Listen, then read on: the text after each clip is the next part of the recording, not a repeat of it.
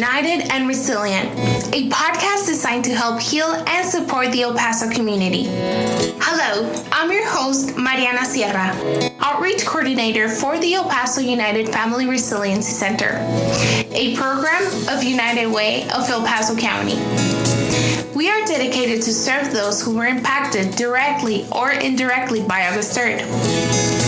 Join us on the journey to long-term recovery as we have honest conversations with local leaders, mental health specialists, and fellow El Pasoans who share their stories and expertise. We feature topics that influence and impact the vitality and resilience of our community. We are El Paso United, and together we heal. Juntos sanamos.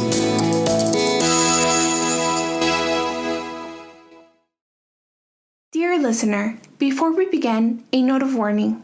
The topic we're about to explore contains a mention of the mass casualty event and a description of the events that unfolded thereafter. This episode may not be suitable for everyone. Hello everyone, welcome back to another episode of United and Resilient. Thank you so much for being here. As part of our long-term goals, the El Paso United Family Resiliency Center is focused on increasing the understanding of mental health by providing education on the science of trauma-induced stress, as well as removing stigmas. We understand that anxiety is a natural response to stress. However, how can we cope and navigate? For this month's episode, we have an insightful conversation with Jazmine Silva, a local LPC and registered child therapist from Counseling El Paso. We'll speak on anxiety and other stress indicators, and throughout our conversation, Jazmine will explain to us what anxiety really is. We'll also share tools and education that can help us navigate our emotions whenever we manifest anxiety within. Jazmine, thank you so much for being here. Welcome to United and Resilient. Thank you so much for sharing your platform with me to your community, to our community. And yes, so my name is Jazmine Silva, and I'm what you call a licensed professional counselor. I also, I'm also what you call a registered play therapist. And I have a deep love for this field. It's a calling that I value very, very, very much. And I conceptualize from different lenses. Maybe I can share a little bit about that. Basically, I see things from a trauma lens. I understand how trauma happens, how it can impact us, but also ways to be able to repair some of the maybe injuries that we may be holding on inside. And then I also see things from an attachment lens. I understand how important attachment is, the development of having, and then recognizing emotional needs and play is part of me. I love expressive work, incorporating artistic expressive modalities as I am a play therapist. So Jazmine, can you tell us a little bit about the work that you do with Counseling El Paso and what is it that you guys do for the community? Oh, thank you. Oh, yes, of course. So I'm what you call a child and family therapist. At least that's my clinical identity that I have. I see the individual, but I also see the systemic lens. We don't exist in isolation, and understand the different layers and nuances when it comes to social interactions, both how they can impact us and how we impact them as well. And here at Counseling of El Paso, we have different providers as well, but our mission is to provide high quality mental health services for the community. So basically providing counseling, individual therapy, hypnotherapy, which is, we have some providers who specialize in that. So we're just deeply committed to the work of helping this beautiful thing that we have here and here. That's wonderful. And well, today we're going to talk about something, like I said in the beginning, that comes close to my heart. I've had my own journey with anxiety and stress indicators, and I'm excited. I'm excited to share my story as well, to share your expertise with our audience, because I think that anxiety is something so common that we all are dealing with, especially with the pandemic going on, right? Especially with everything that's going on in the world. So I guess my first question would be, Jazmine, what is anxiety? So anxiety, I would like to invite it as a human experience that we have. Well, every human being that we've come in touch with anxiety at some point. But I want to invite a perspective from a spectrum where it's helpful and it's adaptive, and in some cases it's actually very pleasant. People actually seek. I will reframe it and explain a little bit more. But then there is the other point where it's unhelpful and it causes symptoms and a lot of distress in individuals. So I want to invite it sort of like a light spectrum. That's how it can range for individuals. So basically, it's a psychophysiological response to an internal or an external situation. So basically, what happens is our body it could be internal, meaning it could occur in a thought can emerge, a body sensation, or an emotion can get activated. Or there could be an external trigger, an external stressor that can activate our hyperarousal, which means that our stomach we start feeling something in our stomach. That's the part of the psychophysiological part of it. We feel stomach sensations. Individuals feel their heart racing. Individuals sometimes describe having racing thoughts, not able to, maybe they have tunnel vision, palpitations, things like that. And that means that adrenaline and cortisol are starting to take over. That's what's being expressed. And I think for me, anxiety, it's been a journey. And I think I don't remember or I don't recall a time where I didn't face anxiety. And for me, now I see it. Now that you describe, all the, common indicators or signs such as palpitations and racing thoughts, I once saw it as a bad thing. I once saw it as something that I hated. And now I see it as something that's trying to protect me and indicate something within me or within my surroundings. Now knowing that it's a very common response and it's something that, we all deal with it. What are some of the signs that we should look for? Like, I'm just trying to understand where is something that we can learn how to cope and when is something that we need, professional guidance and help. How can we know the difference between being anxious and having an anxiety disorder? So basically, I'd like to maybe kind of go back to the spectrum. I really want to affirm to what you just described in regards to reframing the intention behind it and being like what you described right now is like seeing it from a lens of protection. It's a protective mechanism, and that it's an ally and a resource. From trying to protect from maybe an external threat or a lack of safety. So kind of going back to the spectrum, so just so that it can give context, in some cases we actually seek it. If you think about it, some individuals, we like to go on maybe a roller coaster ride, or some individuals like to do bungee jumping. They seek the adrenaline rush, and for them it's pleasant. The only difference when it's pleasant and unpleasant, a lot of the times we have the intention, we feel a sense of control over it. We know what we're seeking versus when there is a panic attack and we don't know what's going on. It feels like there's something wrong with us. It feels like our body is decompensating in some way, especially for first timers who've had a panic attack and they aren't familiar that they're experiencing that. It can be very unpleasant. So one of the things that happens with symptoms of anxiety is that individuals don't know why they're feeling what they're feeling. They're trying to figure out why they feel the way they do, but a lot of the times that's where it's very unpleasant for them. Versus on the other end, if we are intentionally seeking some of those symptoms, some of those somatic sensations, that's where it's different for us. However, whenever we do we do need to consider seeking a mental health provider, maybe guidance, is whenever we notice that it's really interfering with our daily functioning, our day-to-day work, taking care of ourselves, maybe even engaging socially, because then that's where it may impact just our overall wellness, our mental health.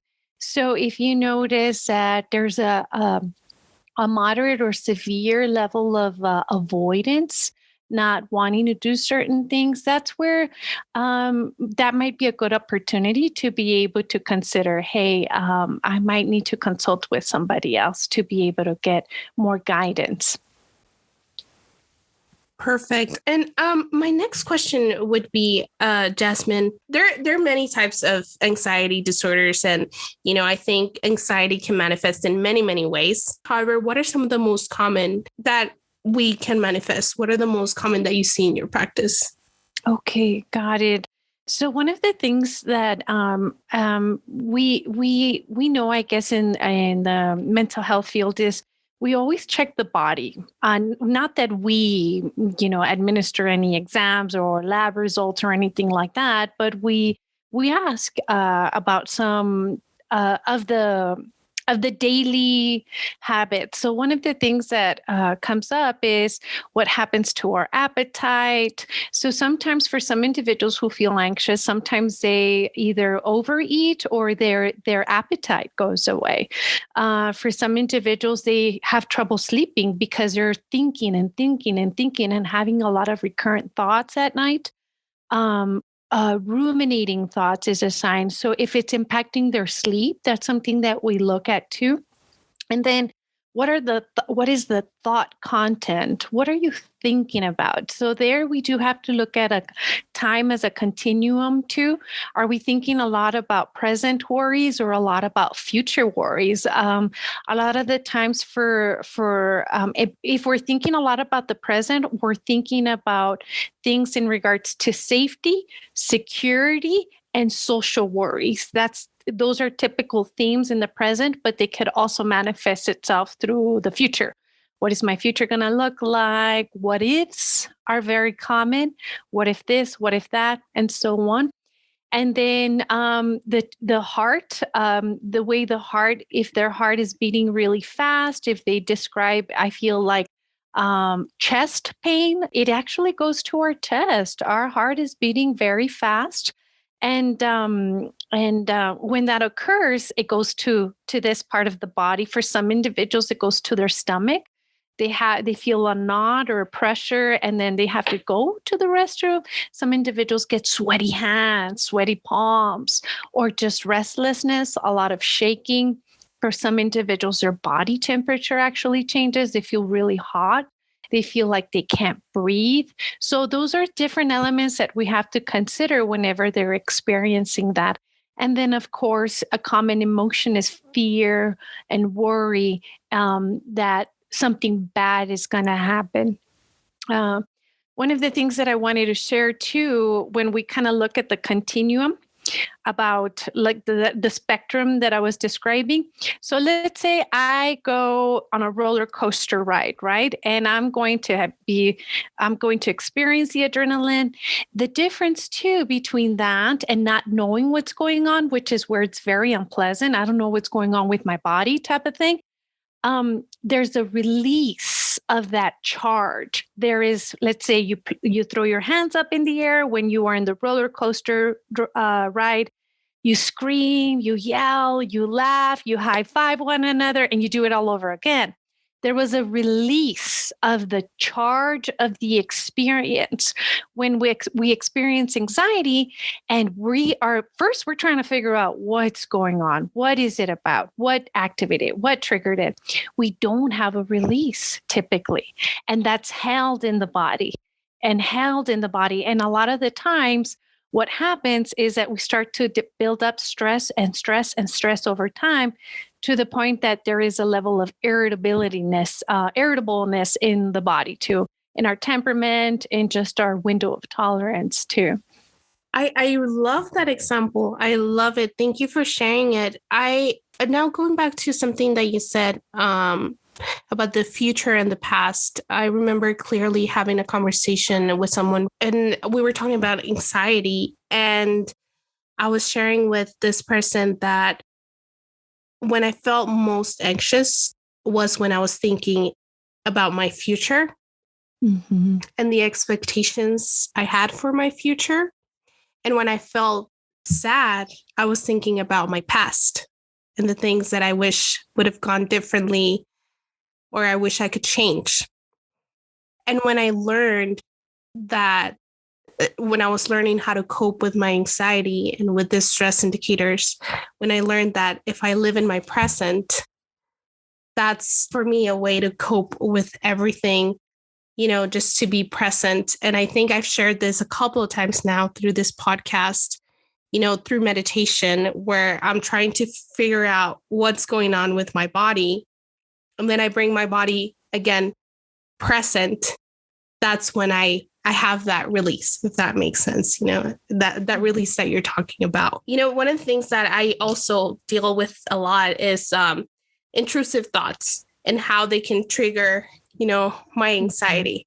So could you briefly explain, what are intrusive thoughts and how they can trigger someone's anxiety? Okay, beautiful. Yes, of course. But first, I want to comment and acknowledge how beautiful what you just said right now.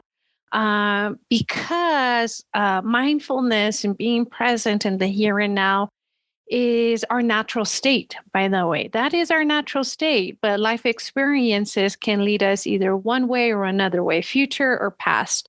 And let me add, one of the things that does occur when we go through traumatic experiences or anything that activates a high level of stress, joy goes away. It's the first thing that goes away. And that is also where we are present. Present and joy, if you notice, they're typically very present. They're in the here and now experiences they're connected to. And yes, meditation is a form of being able to release because it creates coherence, mind, body, and spirit. Now, in regards to intrusive thoughts, those are basically unwanted thoughts. They don't feel like they're our own. One of the things that happens with intrusive thoughts, there are elements to it. It could be like they are. It's possible that they are fragments of memories that we have experienced. It might be that we are driving by, we see a vehicle that is a certain color, and we're just driving by, but maybe a couple of minutes later, our mind sends us a fragment through a thought. It could be an image or a thought that we have. It reminds us of a particular time, or in some cases, it can feel like a voice. Sort of like something bad is going to happen type of thing. And when that happens, it's very unpleasant for the individual because it feels like we don't know what to trust. It feels as if we feel disoriented sometimes because if it activates either a traumatic memory or an adverse experience, when that occurs, we can become disoriented. It can feel like now we're in the past or we're in the future. We can become disoriented even of situation. We might be having a conversation and we're like, we don't know we're having a conversation or the context where we're at. So that's what occurs with disorientation. And there's nothing much more than anxiety provoking that not knowing what to trust our reality. So that's the thing about intrusive thoughts, that sometimes it can lead to situations where we feel so disoriented. And the opposite of that, being oriented, is what you were describing. Present, I am here, this is now.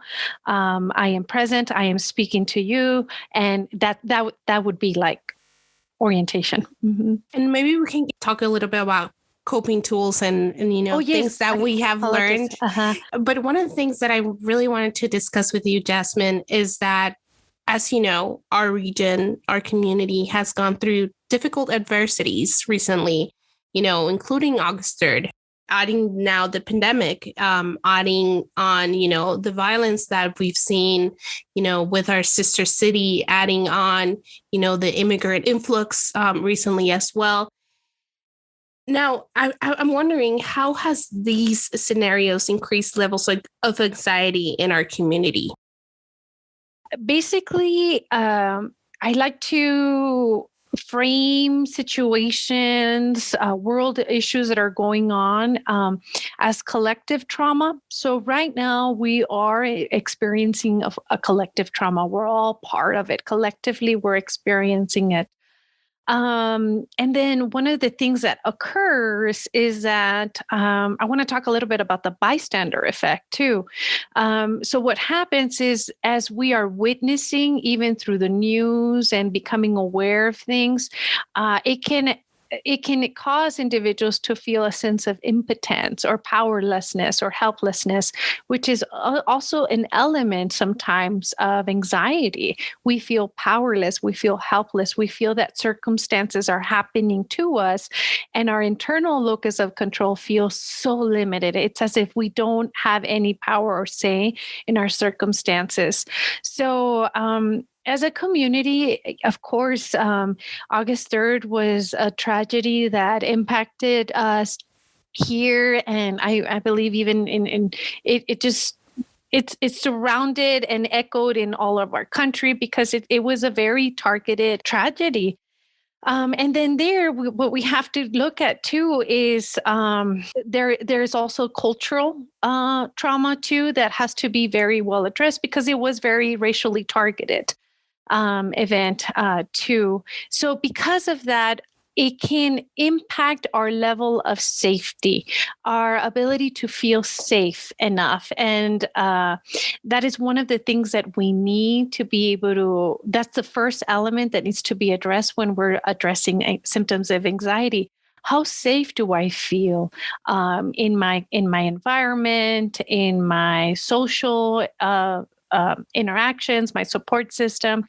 So that those are the elements that occur. What's the security and safety that the quality of those elements? Jazmine, I also wonder, what is research showing, talking about with this collective trauma that you're talking about? I'm wondering, what is research showing now, that we're shaping and adapting to all of these things that we're seeing? How is our anxiety going to change, or are we going to manifest it in different ways? I'll share this with you. I believe that they're going to be doing research, collective and quantitative research from 2020, from the pandemic, everything that occurred from here for decades, probably, to be able to see what the long-term effects and impacts have been on this. I will say that from my understanding, the one impact is children and adolescents from the current pandemic has had a higher increase. I can't give you a number, but from the latest research, they have been the ones who have been impacted the most. I believe also the geriatric community as well. The things about children is, if we think about their development, they're developing, and this really impacted their social, their academic, and then also their level of safety too, because it felt like this was an external threat, but invisible. It wasn't so clear and visible as other forms of threats. So yes, that's the only thing that comes to my mind. I do know that we go through waves. So I always have a chart that I like to talk about whenever we go through experiences. And this was by SAMHSA. So basically we go through the pre-disaster phase. That's where we can kind of sense that something off is going on. And then we go through the impact point. Everybody can have a different impact point. So if we think about, if we were to ask everyone, when did it really hit you that the pandemic was occurring? Everybody's going to have a different story. If we ask individuals on August 3rd, when do you remember first hearing the news? Everyone's going to remember that impact story, because there is a high level of emotion and then high body response. The body was activated as well. And then there is a point, the heroic point, and then there is a honeymoon period as well. Then there are waves of disillusionment a lot of the times. I will say that a lot of times when we experience the anniversary, we actually kind of go back. We remember, we reflect, and we start experiencing perhaps some of the same or similar things that we experienced on the day that we remembered. And as you mentioned, the 1 year mark, the FRC, when we hit the 1 year mark last year, we were really thinking about this can be triggering for our community. This can evoke emotions, unresolved feelings. And that's why we wanted to be there for the community and really, advocate for the fact that it doesn't matter if it happened a year ago. It doesn't matter if it happened 2 years ago. We always say in this podcast, healing it's not linear. It's not linear. And, one day you can be feeling like, hey, I'm good. And then something happens, you see something, and then not that you're back, but then you feel it again. And I really want to share with our audience is that to be, kind and patient with yourself if something like this triggers, unresolved emotions. One of the things that you were mentioning about right now, children, I now want to move to children. What are the main symptoms? I know a lot of parents listen to this podcast, so I'm wondering, what are the main symptoms of anxiety or stress in children, and what should parents be in the lookout for, and how can they help them, identify the signs of stress and anxiety? Oh, yes, absolutely. And I loved what you described, because healing, it cannot be rushed. Not in here, that part of us will not, it doesn't work that way. Life is forceful enough already for that to happen inside of us. So I love that. And I want to affirm and echo that message because I love what you described right now. As far as children, the thing about children is they actually, if we pay attention enough to them, they're very vocal. They won't know what they're describing, but it's sometimes the way they describe things. They ask questions that are a lot of times future oriented. What's going to happen with so-and-so? What's going to happen? What if this? Like they describe it, like if we pay attention to their dialogue, sometimes they're describing it. But a lot of the times it's really, really, really somatic. It's kind of like stomach pains for no apparent reason. Parents take them to the doctor. There's nothing wrong. There's nothing wrong. And they just kind of keep getting that over and over again. And sometimes it can feel like maybe they're a little bit hyperactive. They're restless. Perhaps it's a sign of restlessness. There's something stored in their body that needs to be released. So that's basically some of the signs, but typically they share it, but in very clear and concise ways that kind of give us those clues. There's something on their mind. Sometimes it's a need to be in charge, a need to be in control. That's their way of feeling safe or safer. And now that you're saying that, because yes, children are very vocal. I don't have any children, but I'm very close to my little cousins. They love being in this room where I'm at right now. They love it. I have a lot of toys around, and they just love being here. And they're very vocal. But I'm wondering, how can we help them, cope, and how can we help them, just come into terms with what they're feeling? How can we be very honest with them and have these conversations with children, with teenagers? How's a parent, how can they, go about anxiety in children? So basically what happens with children is the best way to take care of a child or a minor is to take care of ourselves first. That is really the essence of it. I love that. Because basically what happens is that I do want to add elements to a little bit more on anxiety. So anxiety can also be developed in childhood, actually. Yeah. It basically, let's say we witnessed a caregiver who experienced a lot of anxiety. Children pay a lot of attention. They observe. They're listening because they're trying to understand how the world works. But what happens is that they adopt that internal system in themselves as well. That's what may happen. So, for example, there some recommendations is if parents are listening to the news, making sure that children are not near, that they're not hearing that level of content is way outside their understanding. The parents now can filter it for them in a way where it has a different message. Because if you notice, a lot of the news sometimes can leave us with fear versus hope. Yes. Parents, So parents, there are some conversations that need to be had, absolutely. But they want to leave it with a message of hope. But we are going to do everything. And this is why we're going to do this X, Y, or Z. This is what's going on. As needed, whatever is helpful. Anything that's not helpful, you don't add. And then basically you instill hope. That's what children always need to be able to overcome things. So yes, that's another element that comes to my mind. So when parents take care of themselves, meaning their own self-care, their own stress tolerance, their well-being, children, teens will be okay. That's the first step. And then really modeling a lot of the tools that parents can use that are healthy ways of coping for them as well. So maybe I can get into some of the coping skills here. Yes, or coping stuff. So kind of like I was describing, we want to begin with the body too. Just as as some of the symptoms come up and show up in our bodies, we want to do the same thing. We want to take care of our body first.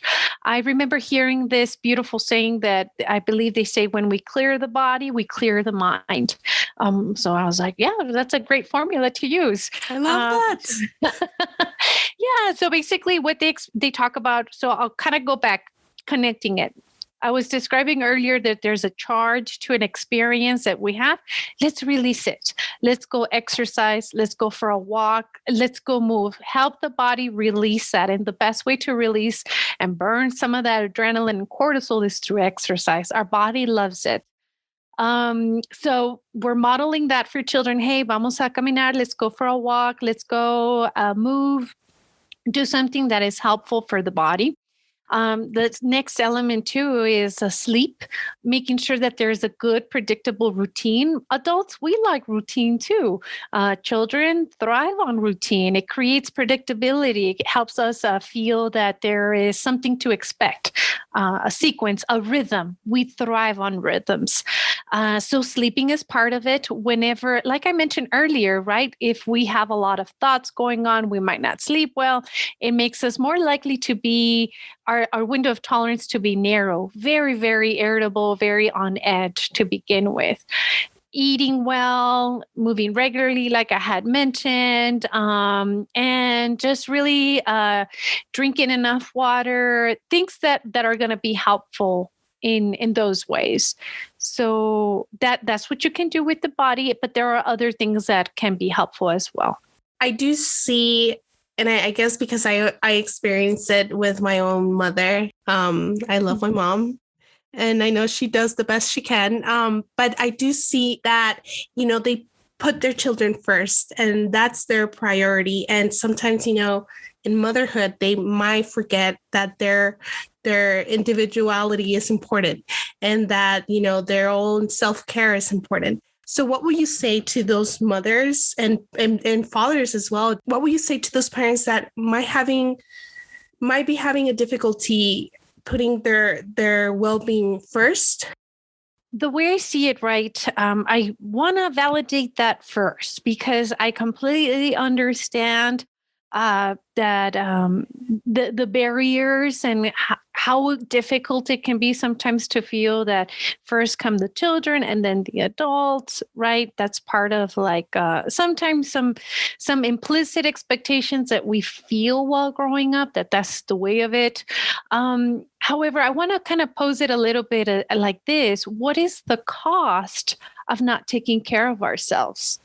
What is the cost that it has for a child to see a parent irritable, stressed out, moody, yelling, getting upset for every little thing? If we really reflect on it, that can have a much larger cost on the child, because then that's going to be their referencing system. They're going to be referencing to that emotionally, cognitively, socially. So I would like to kind of pinpoint it in that way, consider that question. And then what would be the benefits?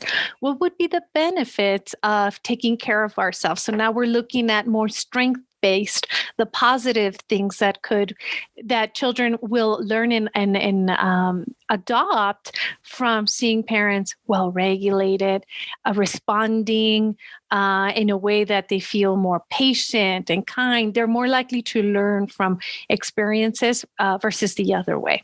Because a parent can be engaged, irritable, or disengaged too, but this is really just kind of with a lot of compassionate lens too, because it's difficult.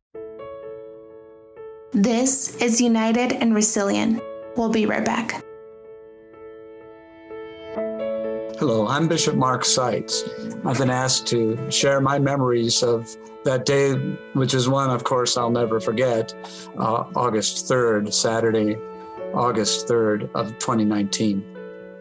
That day began very peacefully for me, a Saturday, quite unusual in my experience here because I didn't have any confirmations or masses or other celebrations, and I was having a rather quiet, easy morning when the phone rang and my communications director called. He happened to live right behind the Walmart in that neighborhood, and he had been on his way to the store actually. After having been delayed, he was on his way and he saw that the parking lot was cut off, there were sirens and so on. He obviously could see that something was terribly wrong. He told me at the time that there were rumors that there was a mass shooting and that there were multiple shooters at the Cielo Vista and the Sam's and so on. And I just said, well, please try and get me some more information and let me know. He called a few minutes later and he confirmed that there had been a mass shooting, multiple casualties, not much more information than that. And so I had to ask myself, well, what do I do in a situation like this? How can I help? And it became clear to me right away that I wouldn't be able to follow my first instinct to go to the Walmart. I knew I wouldn't be able to get in. But then I thought of the hospital, and I also realized that there, I probably would not be able to get easy access. So the thought came to me, perhaps the county judge is heading the same direction. He and I know each other a little bit, and so I called him, and sure enough, he was heading for UMC. So we met there, and he was very helpful in gaining me access to the hospital. I went to the emergency room, and fairly shortly they ushered me to the room of one of the victims who had died. I said a prayer for her, offered her a blessing, and then went out trying to see if I could visit someone else. There were no others that I could visit in their rooms because the majority were taken right into surgery when they were brought in. So I asked if I could go and see the baby who was in children's. I was guided up to his room, visited him. As you might remember, he had broken a finger or two, and his hand was in a splint. He had a bruise on his head. And I was amazed at how calm he was based on everything he must have been through. I decided to go to the center that was being set up for the families, where they would wait for news about their loved one whom they thought was at the Walmart. And I had the opportunity there to be with some of those families, to wait and to pray. I was certainly struck by their faith and by the willingness that they had to remain calm in the midst of that storm. In the days to come, that sense would carry through. And I think I had the opportunity to really get a taste of the beauty of this community, to see the way that it came together. Already at that center, there were all kinds of donations coming in, water and food and drinks and things like that. The next day we had a service at the park behind the Walmart, and what was announced on Sunday morning had 8,000 people present in the evening. It was just incredible. And the messages there were not messages of hate, messages of revenge, as one might expect. They were messages that said,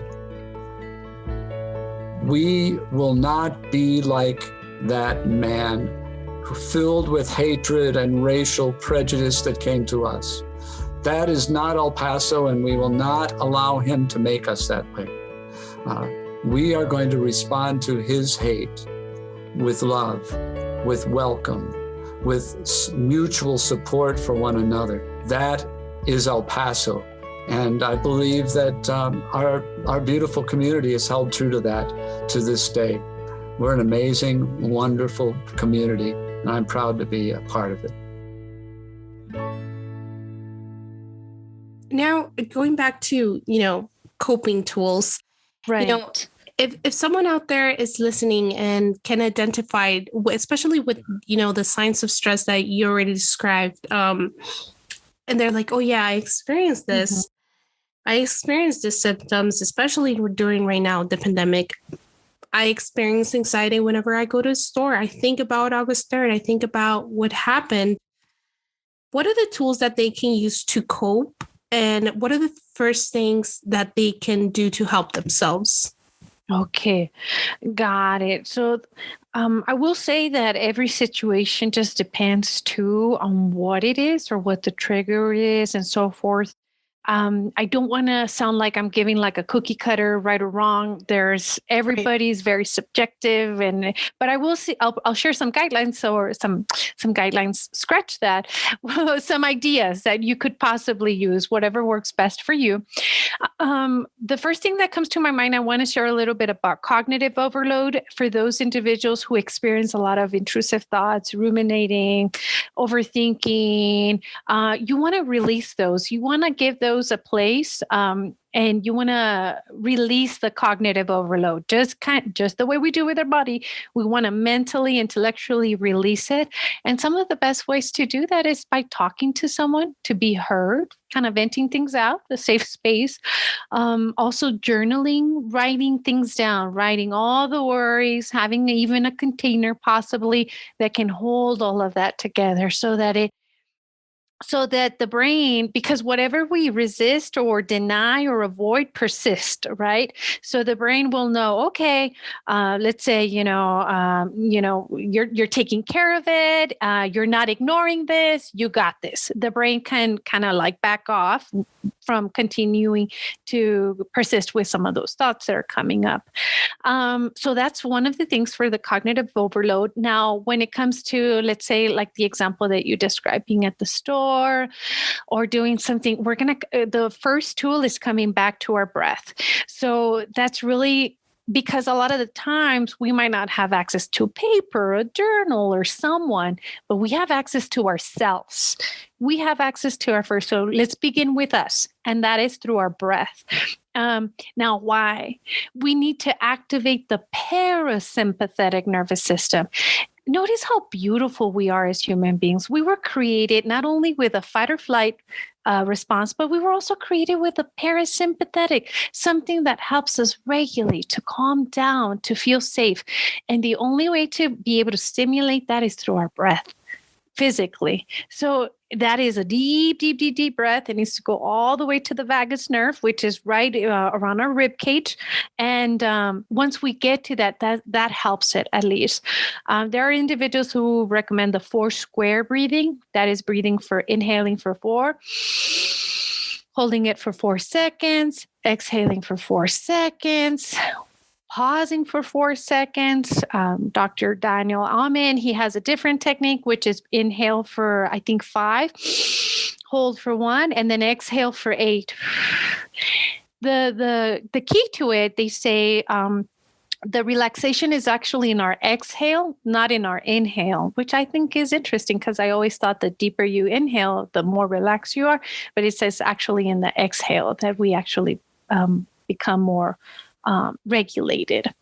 So that's one tool, one technique that comes to my mind. And in social context, let's say we are in social context, one of the things that I really like, and this is from Dr. Amy Banks, is let's say you are in a situation, bring somebody that you feel safe with. Let's say you're going to the store and your safety is your number one concern, but you want to go and that's something that you want to work on, then, hey, you know what? I'm going to bring someone I feel safe with.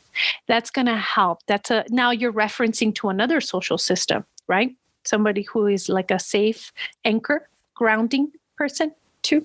I love what you're saying about, bringing someone that makes you feel safe. I think I've been very vocal with my friends as far as like what I'm dealing with. And I think one of my tools or coping techniques, knowing who my support system is, and they know. But not just like, oh, you're my friend, you're my best friend, and I love you for it. No, they know that they are part of my support system. Having someone that makes you feel safe and someone, because really in reality, when you open yourself to people, you realize, and when you're honest and vulnerable, you realize, hey, I'm not alone, and I'm not the only one who's dealing with this, and I'm not the only one who's walking this journey there, and I'm also part of support systems for other people, and I love that, having someone that makes you feel safe is always important. Having someone that makes you feel that you're at home, even though you're not in a physical, house, that's beautiful. I wanted to ask you, Jazmine, what is your favorite coping method that personally, outside of the job, what is it that Jazmine does?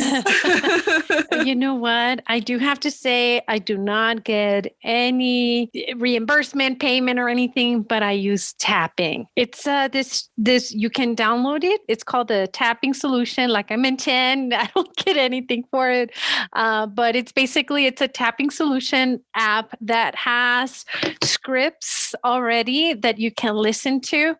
And you basically tap meridian points in your body. And as you're tapping, you are acknowledging the truth of how you feel to transform it to something that is much more adaptive, hopeful, and more in alignment with our intention.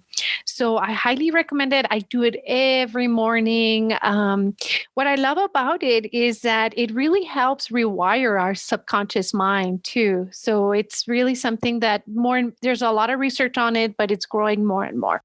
I love that. My favorite coping method, and I've shared this a couple times now, I think is journaling. I'm a person that really understands, well, not that I understand, but I connect myself very well with literature and words, and, how there are some people that wonderfully understand numbers. I just understand words. So it really helps me, acknowledge what I'm going through, and then seeing it face to face. Once I read it back and I'm like, oh, wow. Okay, this was just in my mind, but my reality is something different. And I'm glad that I was able, how you said, to release in a way and leave it there, close the book, close the journal, and keep going, keep with my healing journey. And now talking about healing journey, journaling has also helped me in very anxious moments. I just write, whatever I'm feeling, whatever I'm going through.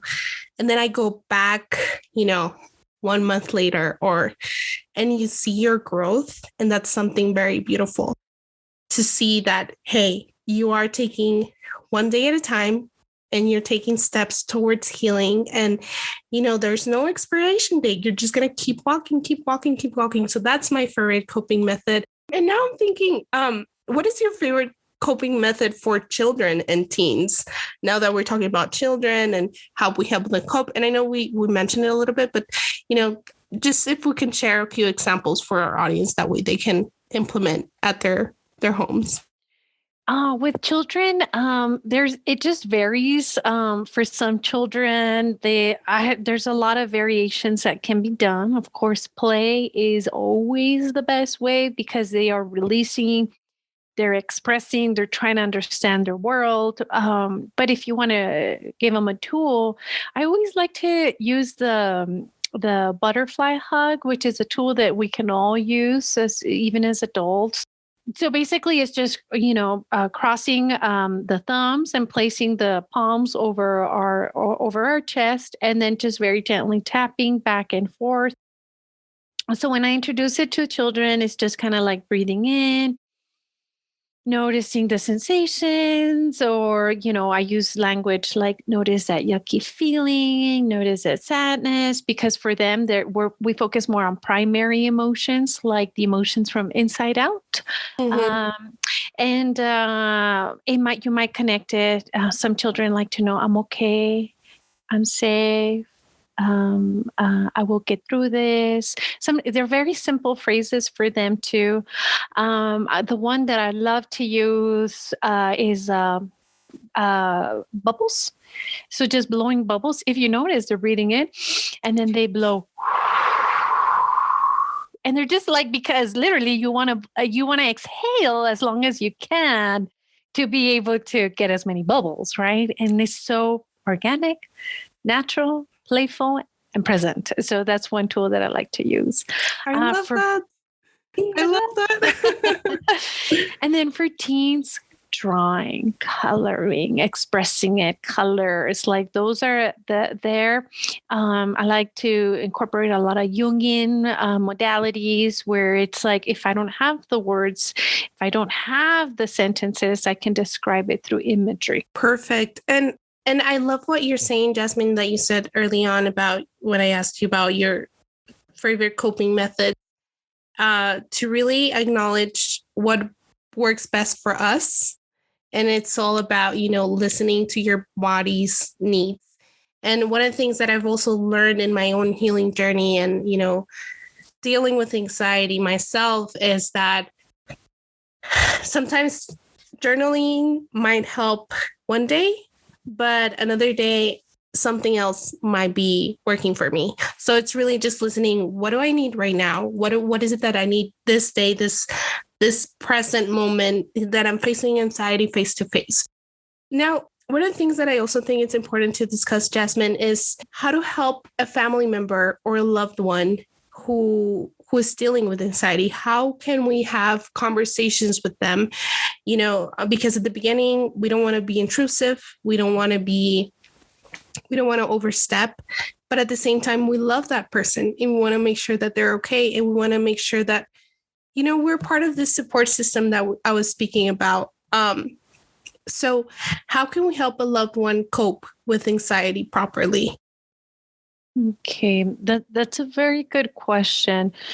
And the one thing that comes up to mind like right away is typically to listen to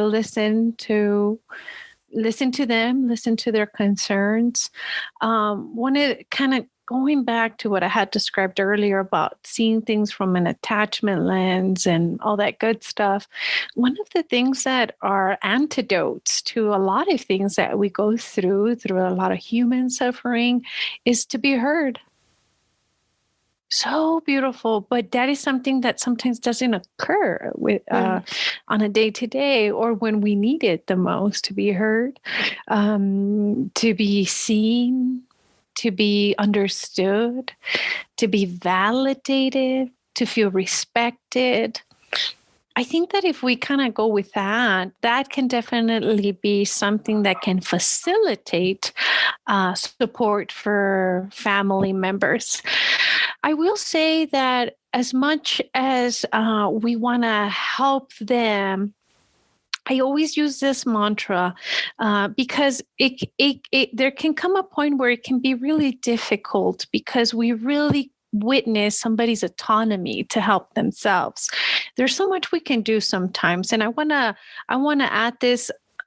So I want to encourage individuals, if you have somebody, it's not so much about us solving it for them or fixing it for them or rescuing them from them, whatever experiencing, but with the ingredients that I just described, listening, understanding, that can help them help themselves.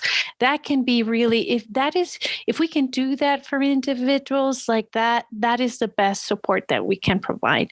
No judgment. There are things that we can do that if we don't do this, that can help reduce things a lot. Being critical, being judgmental, being very invasive, things like that.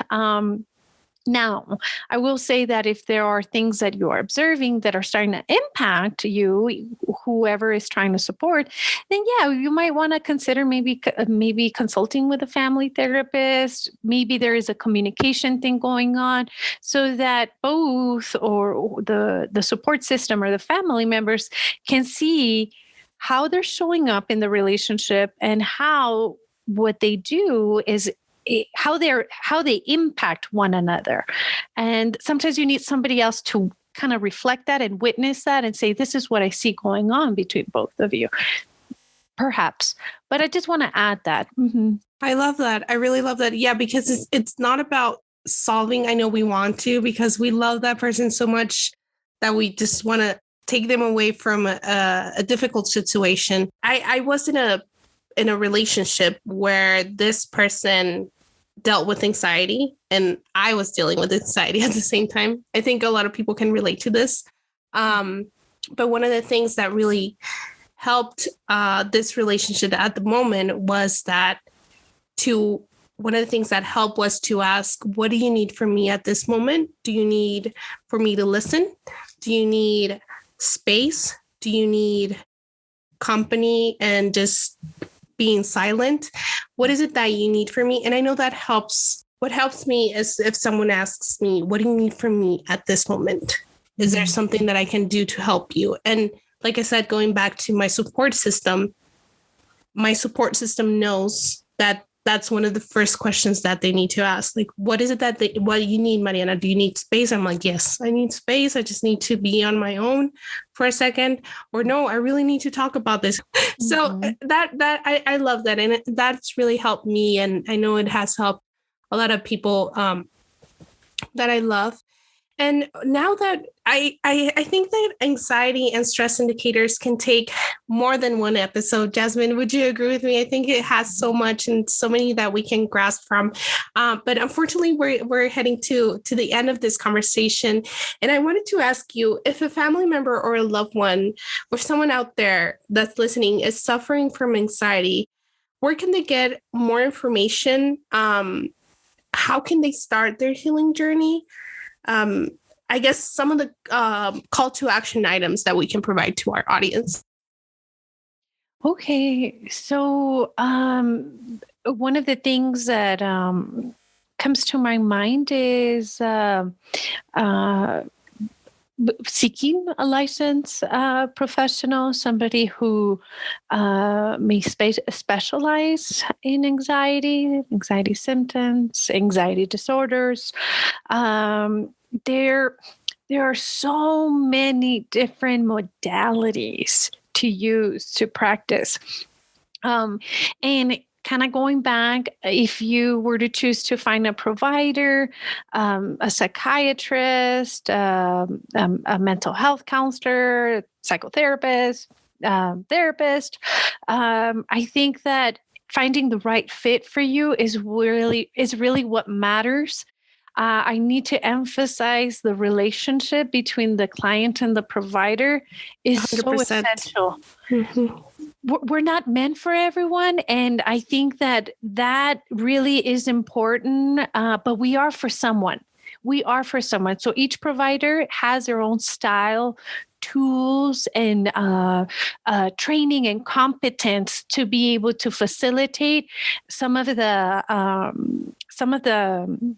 relief that we're seeking, because really that's what providers do. They help relieve the suffering that we go through at times. And really just remind our community that, help is out there. And sometimes we might feel that, it's going to cost me so much money. And really there are options for you. And if you want to speak to a professional, there are very options. I know the FRC, has a lot of options for anyone who wants to speak to a professional. If you're feeling anxious, if you feel that August 3rd impacted you in any way, directly or indirectly, there's help for you. So please reach out because you're not alone in this path. Now, my last question, Jazmine, I always like to ask my guests, what is a message of hope that you would like to give to our community? Ooh. I cannot claim this. I cannot take credit for this. May your hope be greater than your fears. And this is from Jessica Ortner from the Tapping Solution. And that's something that we as human beings, I want you to think of hope as your sun, as your light, as the one thing that wakes you up in the morning. We want to cultivate that. Notice how you wake up in the morning and you go to bed, you go to sleep, and you rise up again. So just like the sunset comes up every day, that's hope. We can reference even our own nature to get in touch with our sense of hope. So may it be greater, because life can be hard. Life can be difficult, and there are things that will present itself, but there is resiliency in us. There is courage. There is strength. That was beautiful, Jazmine. Thank you. I love that. Well, thank you so much for being here. It was wonderful speaking to you. Thank you so much. Thank you so much, Mariana. I appreciate it. And thank you so much for everything you're doing for the community. I appreciate it. Thank you so much for listening today. We hope this content serves you and your loved ones as well. If you enjoyed our podcast, please do not forget to subscribe and follow us on Facebook, Twitter, and Instagram at El Paso United FRC to learn more about our commitment to the community's long-term recovery. Please join us on the next episode.